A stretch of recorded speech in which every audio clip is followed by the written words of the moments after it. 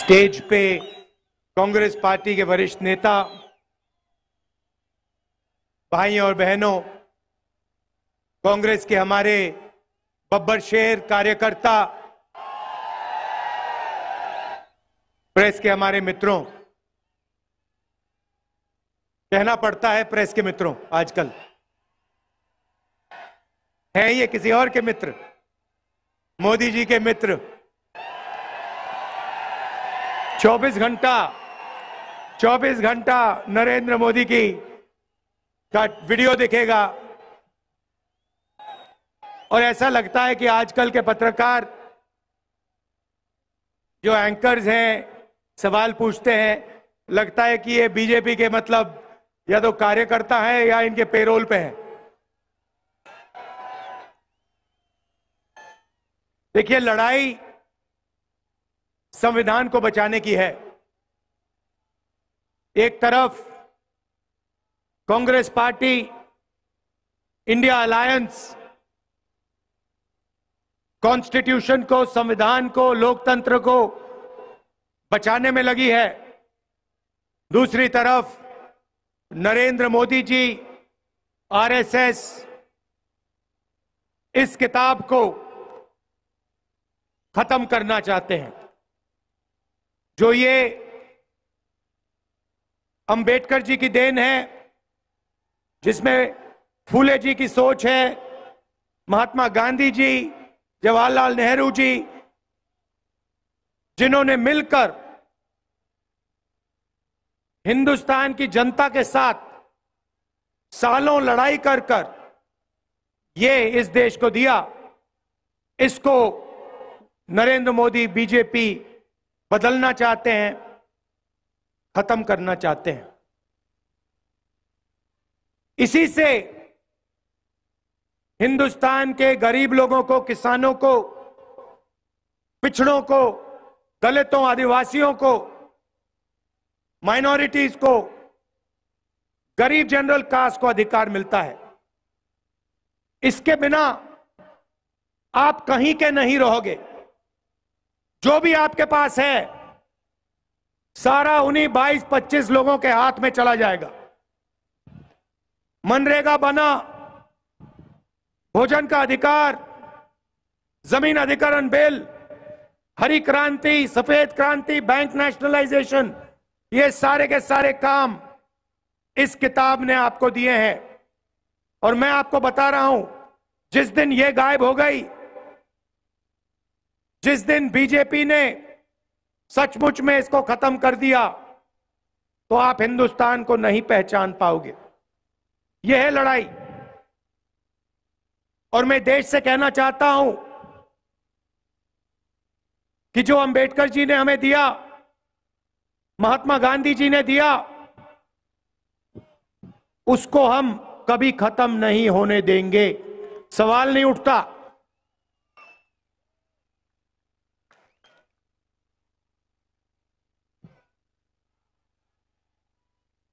कभी उनके नेता संविधान को बदलने की बात करते हैं,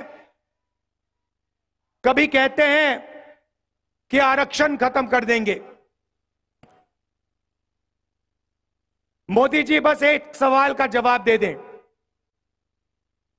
ये जो 50% का लिमिट आरक्षण पे लगा है, किसी भी भाषण पे वो कह दें कि 50% की लिमिट को वो हटा देंगे, कहीं भी जाके कह दें। हमने निर्णय लिया है, चुनाव के बाद ये जो आर्टिफिशियल लिमिट लगा रखी है,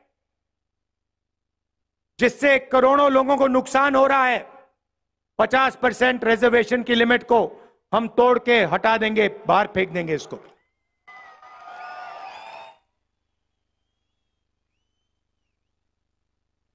देश में 15% दलित आबादी है, 8% आदिवासी है और तकरीबन 50%, कम से कम 50% पिछड़े वर्ग की आबादी है। 50, 15 और 8 कितना हुआ? कितना? 73। मैंने शुरुआत में कहा कि ये मीडिया वाले हमारे दोस्त,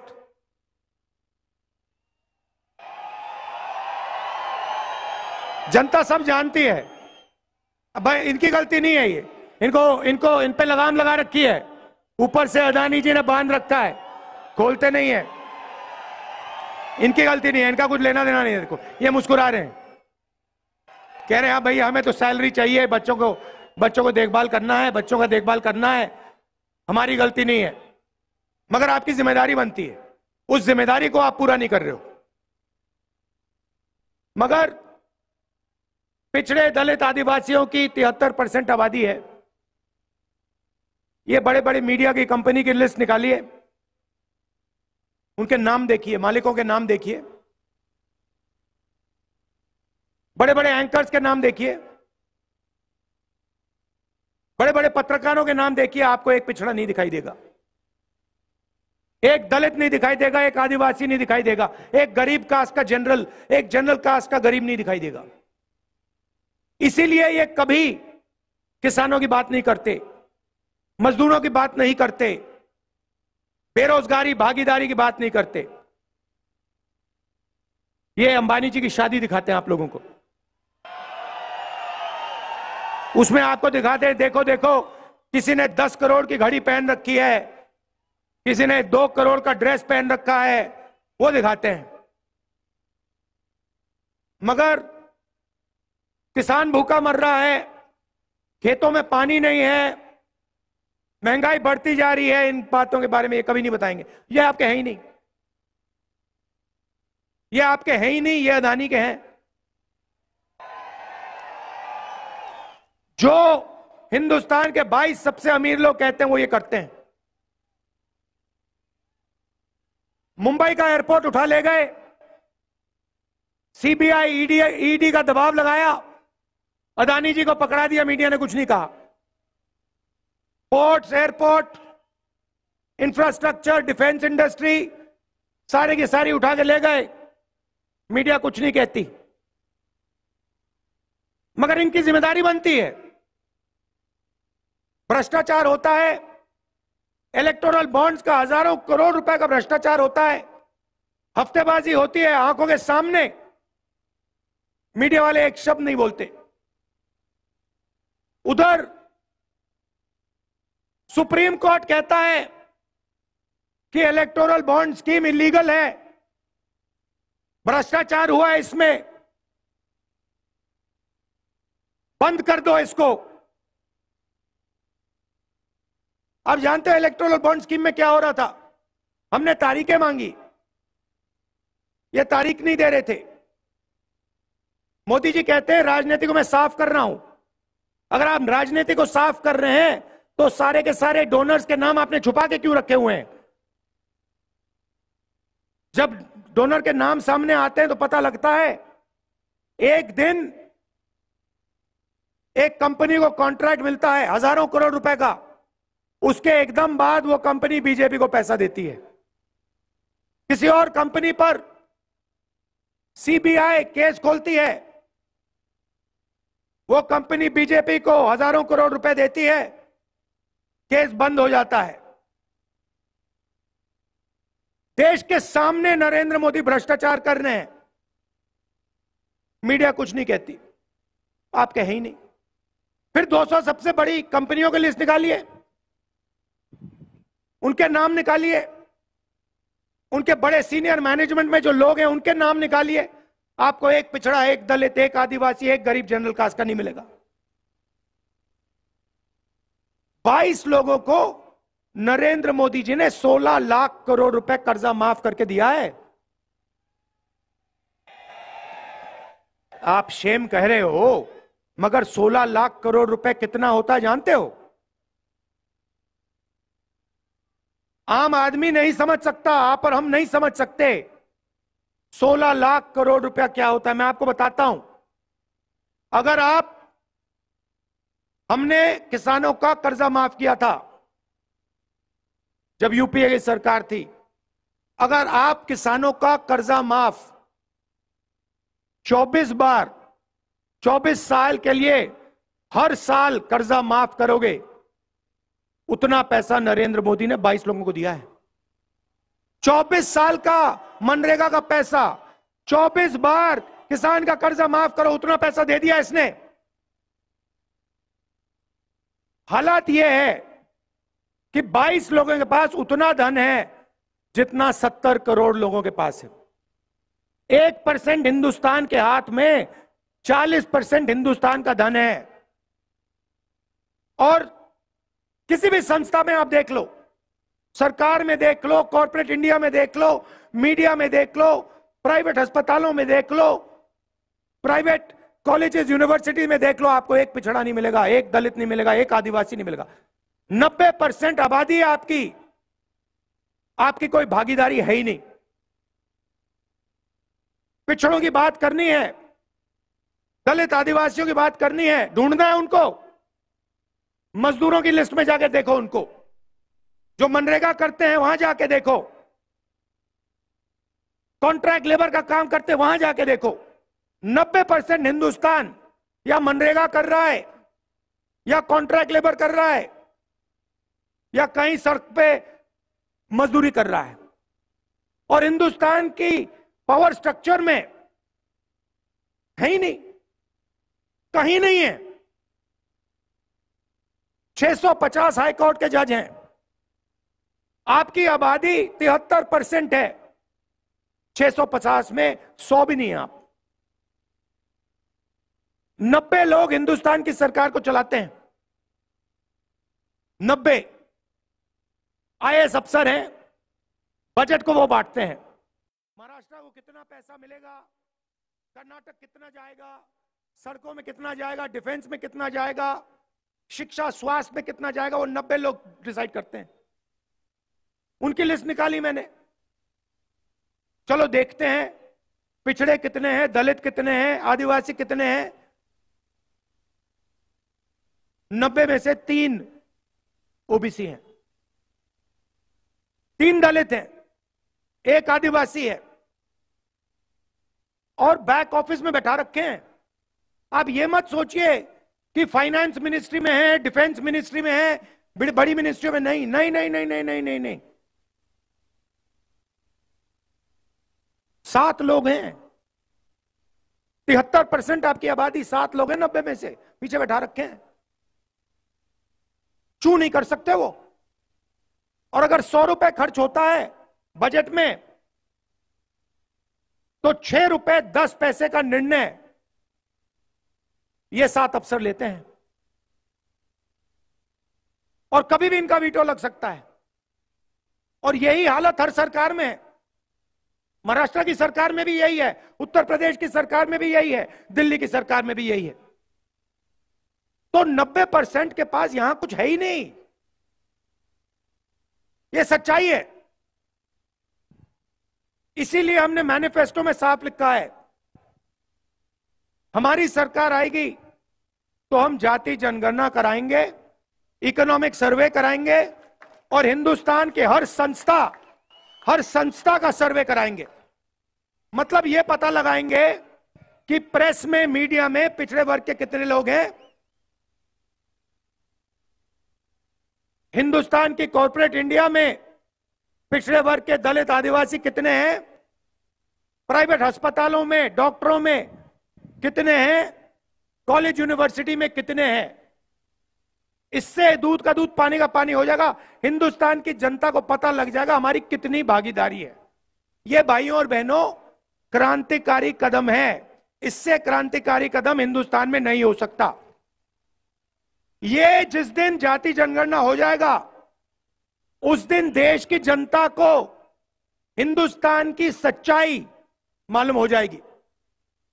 आपको पता लग जाएगा कितना बेवकूफ बनाया जा रहा है हिंदुस्तान की जनता का। और एकदम हिंदुस्तान की जनता जागरूक हो जाएगी, और उसके बाद एक नई राजनीति शुरू होगी हिंदुस्तान में।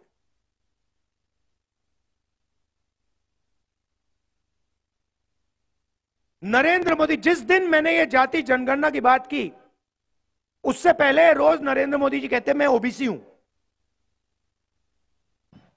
मैं ओबीसी हूं। अच्छा, जिस दिन मैंने जाति जनगणना की बात की, कहते हिंदुस्तान में तो कोई जाति नहीं है, दो ही जात है, एक अमीर एक गरीब। अच्छा, पहले आप ओबीसी थे, हमने जाति जनगणना की बात की, ओबीसी को सचमुच में अधिकार देने की बात की, आप कहते हो भैया ओबीसी तो है ही नहीं। आप डिसाइड करो, आप ओबीसी हो या नहीं हो। हिंदुस्तान में ओबीसी वर्ग है, हां या ना, देश को बता दो।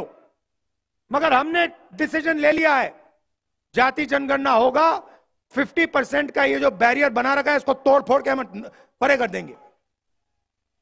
और जो हमारे सेंसस से हिस्सेदारी मिलेगी, मराठास को, धनगर को, बाकी छोटी छोटी जातियों को हिस्सेदारी मिलेगी।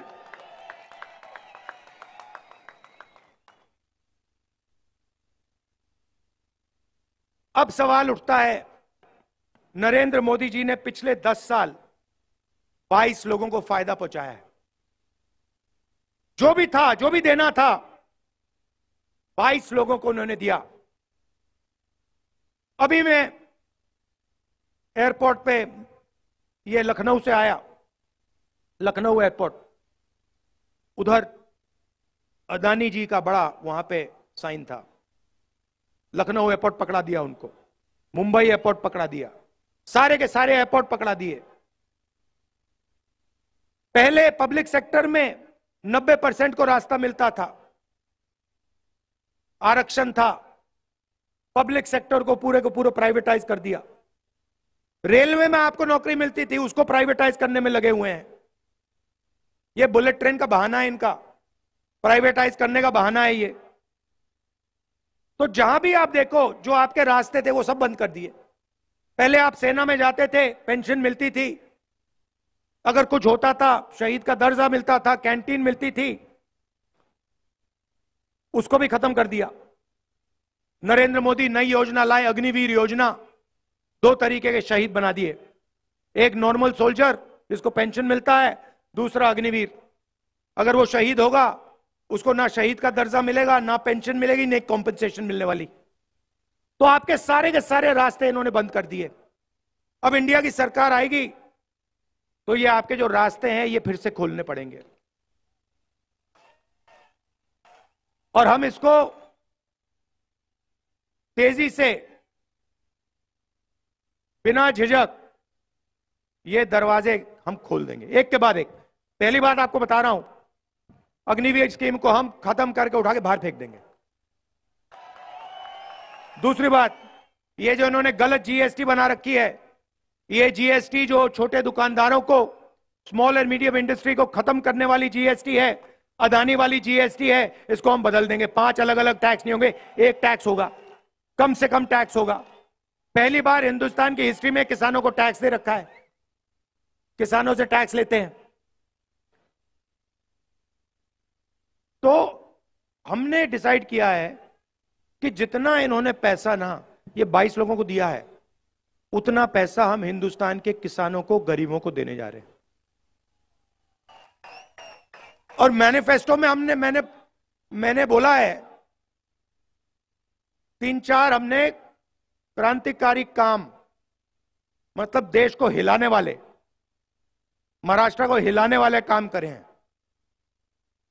सबसे बड़ा काम, दुनिया में किसी सरकार ने ऐसा सोचा ही भी नहीं, करना छोड़ो, सोचा ही नहीं है।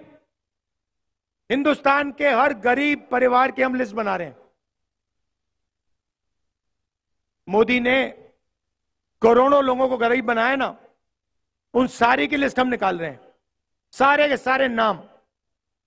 उन परिवारों में से हम एक महिला का नाम चुनेंगे, हर परिवार में से एक महिला का नाम चुना जाएगा, और उस महिला के बैंक अकाउंट में 10,000 नहीं, 20, 25, 30,000 नहीं, 50,000 नहीं, 90,000 नहीं, 1 लाख रुपया साल का हम डाल देंगे। और ये मीडिया वाला जो भी बोलना चाहे बोलो, हमें कोई फर्क नहीं पड़ता। चिल्लाओ, चिल्लाओ जितना चिल्लाना है तुम्हें, नाच गाना करो, डांस करो, चिल्लाओ, गाली दो, हमें कोई फर्क नहीं पड़ता। ये कहते हैं हमने मनरेगा योजना दी, कहते हैं गरीबों को ये बिगाड़ रहे हैं, आलसी बना रहे हैं। अदानी को लाखों करोड़ रुपए दिया जाता है, वो नहीं बिगड़ता, मगर मजदूरी करने वाले गरीब लोग बिगड़ते हैं। किसान का कर्जा माफ होता है, कहते हैं देखो बिगाड़ दिया किसानों को, 16 लाख करोड़ रुपए कर्जा माफ होता है, कहते हैं देखो देखो देखो विकास हो रहा है। अब हम समझाएंगे तुम लोगों को विकास क्या होता है।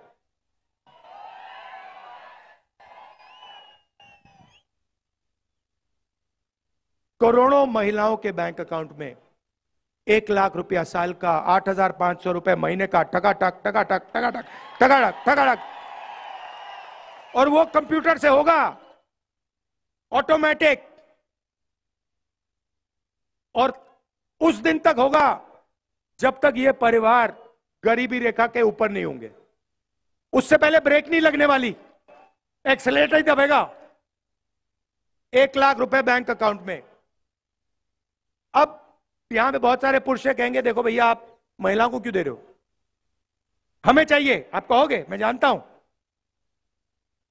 मैं आपको बताता हूं, 21वीं सदी में आप दोनों काम करते हो, स्त्री और पुरुष दोनों काम करते हैं, बाहर जाते हैं, 8-10 घंटा बाहर काम करते हो, और फिर आप दोनों घर आते हो, आप रेस्ट करते हो, और आपकी जो बीबी है, माता है, वो 8 घंटे एक्स्ट्रा काम करती है। उसके लिए किसी भी सरकार ने, उस काम के लिए किसी भी सरकार ने, दुनिया की किसी भी सरकार ने महिलाओं को कॉम्पनसेशन पैसा नहीं दिया है। अब यह पहली सरकार होगी जो इस बात को एक्सेप्ट करेगी कि हमारी महिलाएं देश के भविष्य की रक्षा करती हैं, पुरुषों से ज्यादा काम करती हैं, और उनके बैंक अकाउंट में 1 लाख रुपया डालने जा रही है। और मैं जानता हूं, ये आप अभी ताली बजा रहे हैं, अंत में ये पैसा आप लोग ले जाओगे, दबाव डाल के किसी ना किसी तरह आप लोग को भी इससे फायदा होगा, मगर बैंक अकाउंट महिलाओं के नाम में होगा। दूसरी बात, आशा आंगनवाड़ी में जो महिलाएं काम करती हैं, उनकी आमदनी हम दुगनी करने जा रहे हैं, और मनरेगा में आज 250 रुपए मिलते हैं, सरकार आने के एकदम बाद 400 रुपए आपको मिलेंगे।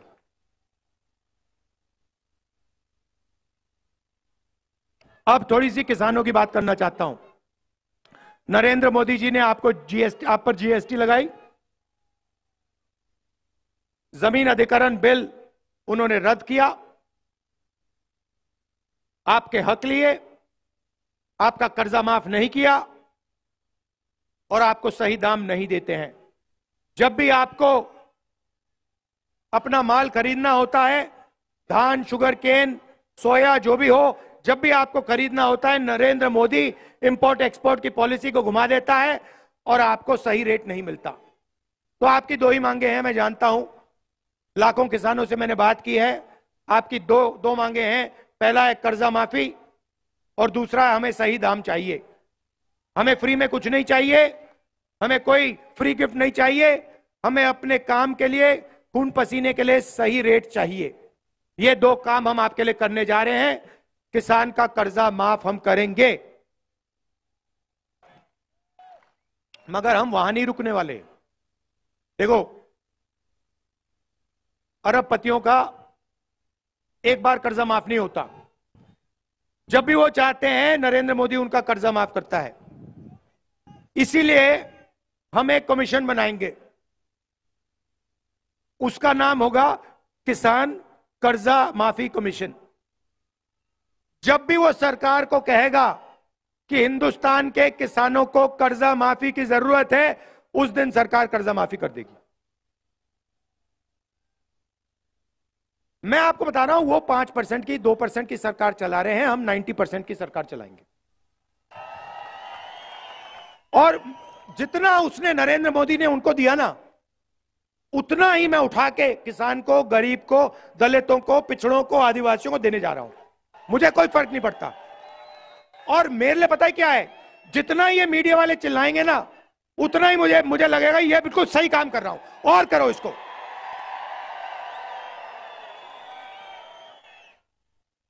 अब नरेंद्र मोदी ने करोड़ों लोगों को, युवाओं को बेरोजगार कर दिया। जब आपने उनसे पूछा था भैया हमें रोजगार दो, कहते पकौड़े बनाओ। कोविड के समय आपसे कहा भैया थाली बजाओ, मोबाइल फोन की लाइट ऑन करो, और मजे की बात बताता हूं, उसी टाइम जो कंपनी कोविड की वैक्सीन बना रही थी, जिसको हजारों करोड़ रुपए सरकार दे रही थी, वही कंपनी नरेंद्र मोदी की पार्टी को पैसा दे रही थी। इलेक्टोरल बॉन्ड्स में लिखा है। तो आप मर रहे थे, सांस नहीं ली जा रही थी, वेंटिलेटर नहीं था, ऑक्सीजन नहीं था, और जो कंपनी वैक्सीन बना रही थी वो नरेंद्र मोदी की पार्टी को डोनेशन दे रही थी। बात समझ जाओ, बात समझ जाओ। तो आपको बेरोजगार बनाया। अदानी का बेटा है, वो जॉब, परमानेंट जॉब पर करने से पहले अप्रेंटिसशिप करता है, टेम्पररी जॉब करता है 6 महीने के, 1 साल में, 1 साल की। अपने पिता के कंपनी में उसको काम दिया जाता है, और उसके बाद 1 साल बाद उसको परमानेंट किया जाता है। ये हिंदुस्तान के जो करोड़ों युवा हैं, इनको ये फैसिलिटी नहीं दी जाती। तो हमारी एक स्कीम है, क्रांतिकारी स्कीम है, उसका नाम पहली नौकरी पक्की, गारंटी। गारंटी, ये नहीं कानूनी अधिकार, ऐसे नहीं, कानूनी अधिकार। जैसे मनरेगा में कानूनी अधिकार है, अगर किसी ने मनरेगा का काम मांगा तो देना ही पड़ेगा, वैसे ही अप्रेंटिसशिप का, पहली नौकरी का हमने कानूनी अधिकार दिया है। मतलब हिंदुस्तान का कोई भी बेरोजगार graduate, diploma holder, college graduate, university graduate, कोई भी सरकार से कह सकता है मुझे अपनी पहली 1 साल की नौकरी चाहिए, सरकार मना नहीं कर सकती। नौकरी कहां मिलेगी? प्राइवेट सेक्टर, पब्लिक सेक्टर, सरकारी ऑफिसेज में, सरकारी अस्पतालों में, सरकारी कॉलेज, यूनिवर्सिटीज में। करोड़ों युवाओं को 1 साल की नौकरी, पहली नौकरी पक्की। अभी तो भैया मैंने बात बोली नहीं, अभी आप ताली बजा रहे हो। पहली नौकरी पक्की, 1 लाख रुपए बैंक अकाउंट में साल के, 8,500 रुपए महीने के, 1 साल के 1 लाख रुपए हर यूनिवर्सिटी ग्रेजुएट, कॉलेज ग्रेजुएट को। और हिंदुस्तान को दुनिया की सबसे बेहतर ट्रेंड वर्कफोर्स मिलने जा रही है। मतलब ट्रेनिंग भी कर देंगे, पहली नौकरी भी दे देंगे, और जेब में 1 लाख रुपए भी दे देंगे। ये देखिए कांग्रेस का कमाल।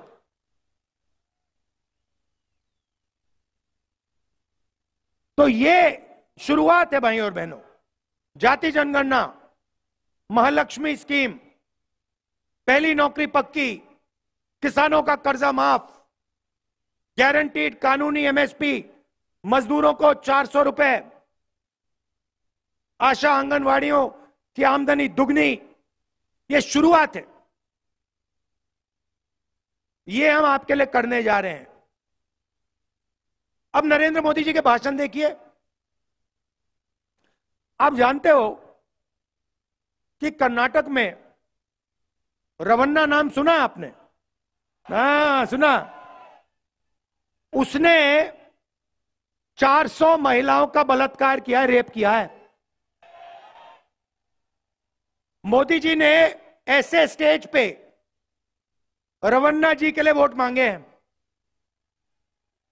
होम मिनिस्टर को बीजेपी के एमएलए ने चिट्ठी लिखी थी 6 महीने पहले कि ये रवन्ना है, इसने 400 महिलाओं का रेप किया है। होम मिनिस्टर ने कोई कार्रवाई नहीं की। नरेंद्र मोदी जी जानते थे कि इस व्यक्ति ने 400 महिलाओं का रेप किया। क्यों? क्योंकि होम मिनिस्टर जानते थे। तब भी जाके नरेंद्र मोदी कह रहे हैं इस रवन्ना को वोट दो, इसका समर्थन करो, मुझे जिताओ।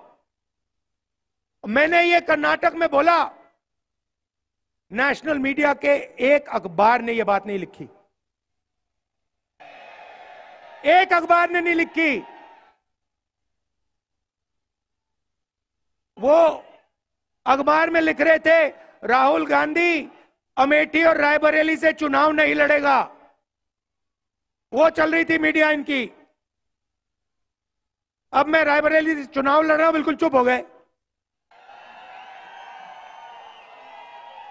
तो वो कभी नरेंद्र मोदी कभी पाकिस्तान की बात करेगा, कभी समुद्र के नीचे जाके मतलब ड्रामा करेगा।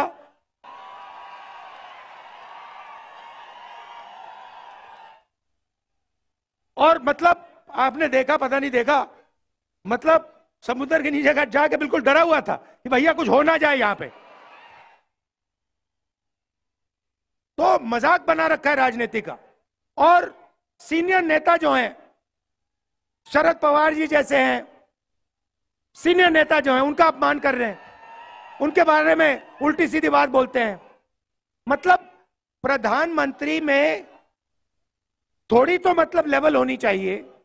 प्रधानमंत्री को देश की बात करनी चाहिए, विकास की, किसानों की बात। मतलब क्या मतलब है सीनियर नेता का अपमान करना? क्या मतलब, क्या फायदा मिल रहा है उनको? क्या सोचते हैं कि हिंदुस्तान की जनता खुश हो जाएगी? हिंदुस्तान की जनता उनसे यह जानना चाहते हैं, आप 50% का जो आरक्षण का है उसको हटा रहे हो, यह सवाल है। जाति जनगणना कर रहे हो, यह सवाल है। उनका तो जवाब देते ही नहीं है।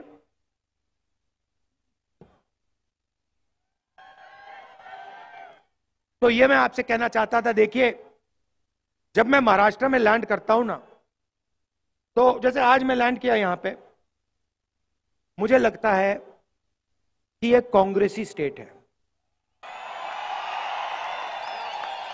ये अगर मैं आपको बता रहा हूं, मैं जैसे ही यहां लैंड करता हूं मुझे मजा आता है, अच्छा लगता है कि मैं मतलब कांग्रेस की जो, और मैं संगठन की बात नहीं कर रहा हूं, मैं विचारधारा की बात कर रहा हूं। जो आप लोगों में हजारों साल से आपके खून में कांग्रेस पार्टी की विचारधारा है। आपको बताने की भी जरूरत नहीं है, आपको बताने की भी जरूरत नहीं है, आपके दिल के अंदर है। मतलब वो आपके चेहरे पे लिखा हुआ है। तो मैं जानता हूं यहां पर नेचुरल कांग्रेस पार्टी की विचारधारा है। मैं आपको, हमारे जो यहां बब्बर शेठ टाइगर जो बैठे हुए हैं, ये दूसरे तरीके के टाइगर होते हैं। देखो भैया, आमतौर से जंगल में आपको मतलब 1-2 किलोमीटर में एक टाइगर मिलता है ना? यहां पे देखो कितने एक साथ बैठे हुए हैं। तो मैं आपको बता रहा हूं, आप हमारी रीढ़ की हड्डी हो, आप देश को बदलने वाली फौज हो। आप अपनी शक्ति को पहचानो, आप देश को बदलने वाली फौज हो। आपके खून के अंदर आजादी की लड़ाई, फूले जी की विचारधारा, अंबेडकर जी की विचारधारा, गांधी जी की, नेहरू जी की विचारधारा आपके खून के अंदर है। उसको निकाला नहीं जा सकता। आपके माता पिता के अंदर है, आपके बच्चों के अंदर है, आपके परदादा के अंदर है। तो ये मैं आपसे कहना चाहता था। आपने मेरा मूड बहुत अच्छा कर दिया, मैंने आपका मूड अच्छा कर दिया। अच्छा, ये आखिरी बात जो मैं यहां जब महाराष्ट्र में यात्रा में निकला था, तो बहुत सारे युवाओं ने मुझे कहा कि राहुल जी, मोदी जी ने हमें बेरोजगार कर दिया। हम पेपर लेते हैं और महीनों के लिए हम रात दिन काम करते हैं, और जिस दिन पेपर देना होता है, उससे एक दिन पहले हमें किसी के मोबाइल फोन पे पेपर लीक हो जाता है, पेपर दिख जाता है। जो बेईमानी करता है वो पेपर लीक करवा देता है, बिना पढ़ाई करे वो आगे निकल जाता है। और जो ईमानदारी से पढ़ाई करता है उसका नुकसान होता है। और हजारों युवाओं ने ये मुझे बोला, तो हमने मैनिफेस्टो में लिख दिया है एक नया कानून लाएंगे जिससे कड़ी से कड़ी सजा पेपर लीक वालों को होगी। और ये जो नया फैशन बनाया है नरेंद्र मोदी जी ने कि एग्जामिनेशन प्राइवेट कंपनियां करा रही हैं, इसको हम बंद कर देंगे। सरकारी संस्थाएं ही पेपर दे पाएंगी। और अगर किसी ने पेपर लीक करवाया तो हम कड़ी सी कड़ी सजा उसको देंगे। अंत में आप जानते हो शिवाजी महाराज की कर्मभूमि है। शिवाजी महाराज की जय। जय हिंद, जय महाराष्ट्र। नमस्कार।